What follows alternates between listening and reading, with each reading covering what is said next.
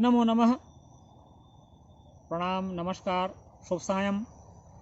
आज की इस कक्षा में हम संस्कृत परिचायिका के अंतर्गत जीवन सूत्राणि नामक पाठ का अध्ययन करेंगे। जीवन सूत्राणि का अर्थ होता है जीवन के सूत्र। यहाँ इस पाठ में यक्ष द्वारा प्रश्न और युधिष्ठिर द्वारा दिया गया उत्तर संकलित है। इसमें कुल 10 श्लोक हैं, जिनमें 5 प्रश्न हैं और 5 उनके उत्तर हैं।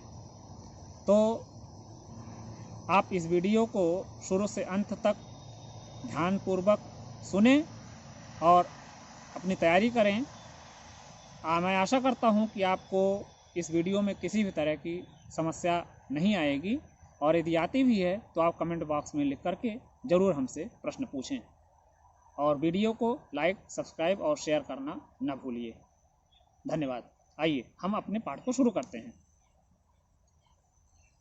किंस्विद गुरुतरम भूमेः किंस्विद उच्चतरम चाखात किंस्विद शीघ्रतरम वातात किंस्विद बहुतरम तृणात्। इसमें श्लोक का अर्थ पहले जान लें। क्या भूमि से भारी है? फिर क्या आकाश से ऊंचा है? क्या हवा से भी तेज चलने वाला है? और क्या तिनके से भी हल्का होता है? किंस्विद मतलब क्या, गुरुतरम माने श्रेष्ठ, महान, भारी, भूमे माने भूमि से, किंस्विद माने क्या, उच्चतरम माने अधिक ऊंचा, चा माने और, खात माने आकाश से, शीघ्रतरम माने अधिक तेज, वातात माने हवा से, बहुतरम माने बहुत अधिक, तृणात माने तिनके से। तो इसका अर्थ हो गया कि भूमि से भी भारी क्या है, आकाश से भी ऊंचा कौन है, हवा से भी तेज चलने वाला क्या है, और तिनके से भी हल्का क्या है। इसका उत्तर है श्लोक के रूप में, माता गुरुतरम भूमेः खात पितोत्तरस्तथा मनः शीघ्रतरम वातात चिंता बहुतरी तृणात्। अर्थात माता भूमि से भारी है, पिता आकाश से भी ऊंचे हैं, मन हवा से भी तेज चलने वाला है, जबकि चिंता तिनके से भी हल्की या दुर्बल होती है। इसका शब्द अर्थ देख लें। गुरुतरा अधिक श्रेष्ठ, भूमेः भारी भूमि से, शीघ्रतरम वातात अधिक तेज, वातात माने हवा से, चिंता मतलब चिंता। इस तरह से ये होता है। अब अगला श्लोक हम देखते हैं। किंस्वित् प्रवस्तो मित्रम किंस्विन् मित्रम गृहे सतः आतुरस्य चा किं मित्रम किंस्विन् मित्रम मरिष्यतः। इसका मतलब है कि प्रवास में रहने वाले का मित्र कौन है, परदेश में रहने वाले का मित्र कौन है, घर में रहने वाले का मित्र कौन है, और रोगी का मित्र कौन है, और मरने वाले का मित्र कौन है। इसका अर्थ देख लें। किंस्विद मतलब यहाँ पर कौन होगा, प्रवस्तो माने प्रवास में रहने वाले का, विदेश में बाहर में रहने वाले का। किंस्विन मतलब किंस्विन में किंस्वित, किंस्वित को किंस्विन हो गया है, ता को ना हो गया, यहाँ पर व्यंजन संधि हुई है। आतुरस्य रोगी का, चा माने और, किम माने क्या, और फिर यहाँ पर किंस्विन दिया है। किंस्विन मतलब क्या, यहाँ पर भी ना को ता कर देंगे, किंस्वित। मरिष्यतः माने मरने वाले का। आगे अगला श्लोक देखते हैं। सारथः प्रवस्तो मित्रम भार्या मित्रम गृहे सतः आतुरस्यभिषक मित्रम दानम मित्रम मरिष्यतः। सार्थः, साधन अर्थः, यहाँ पर दीर्घ संधि हुई है। साथ में रहने वाले का, प्रवस्तो मित्रम, प्रवास में रहने वाले का मित्र कौन है, विदेश में रहने वाले का मित्र कौन है।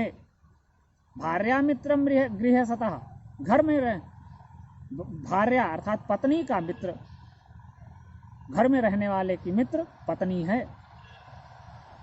फिर आतुरस्य भिषक मित्रम, रोगी का मित्र डॉक्टर चिकित्सक वैद्य होता है।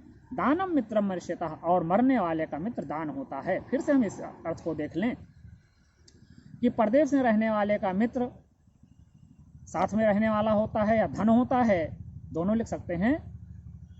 और घर में रहने वाले का मित्र पत्नी होती है, रोगी का मित्र डॉक्टर होता है, और मरने वाले का मित्र दान होता है।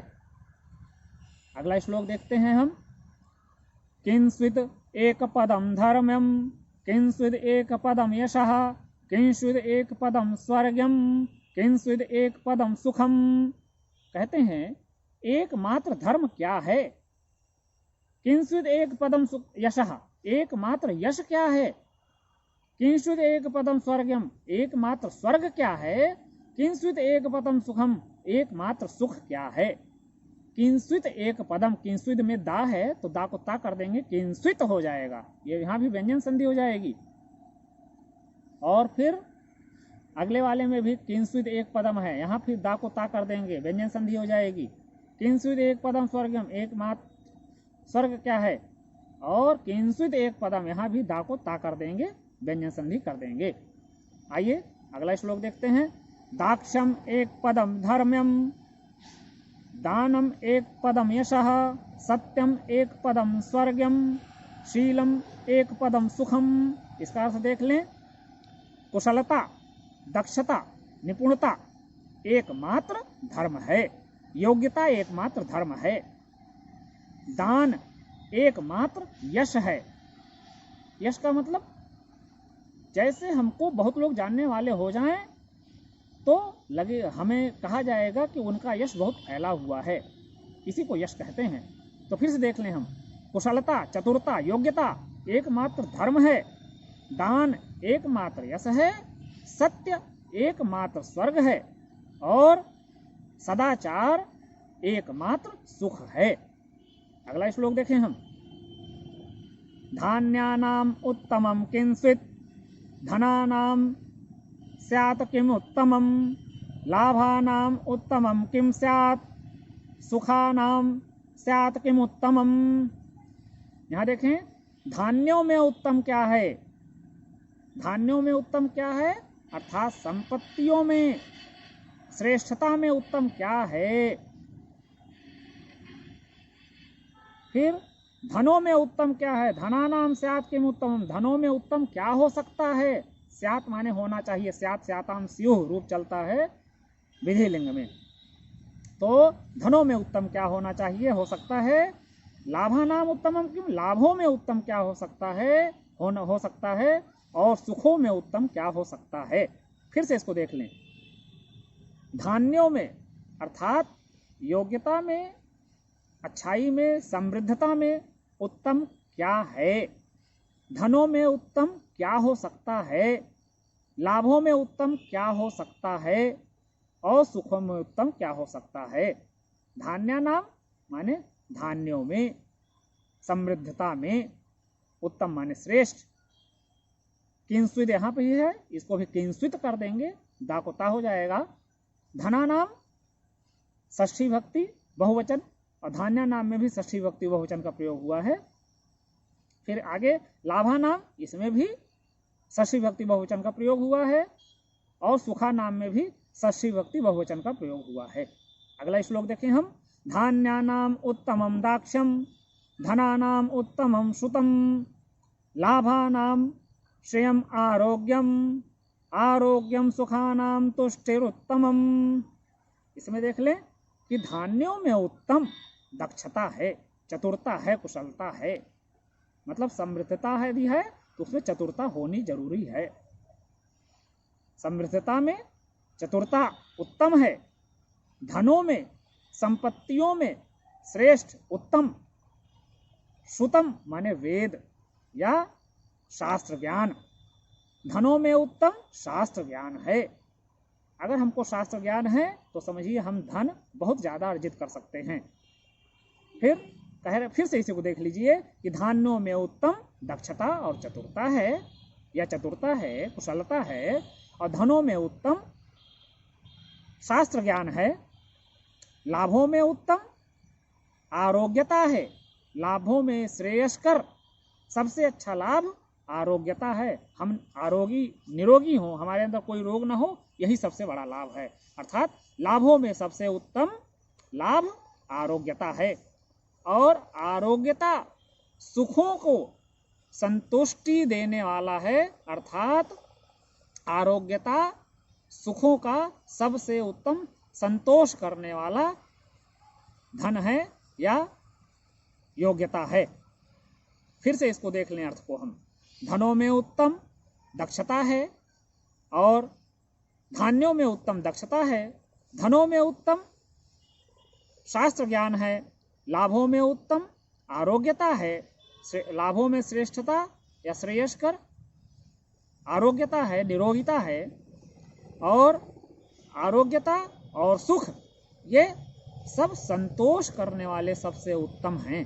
अर्थात हमें उत्तमता प्रदान करने वाले सुखों को उत्तमता देने वाले, संतोष देने वाले आरोग्यता हैं। आगे देख लें हम। किम नो हित्वा प्रियो भवति, किम नो हित्वा न शोचति, किम नो हित्वार्थवान भवति, किंतु हित्वा सुखी भवेत। कहते हैं किम नु हित्वा प्रियो भवति, क्या छोड़कर व्यक्ति प्रिय हो जाता है।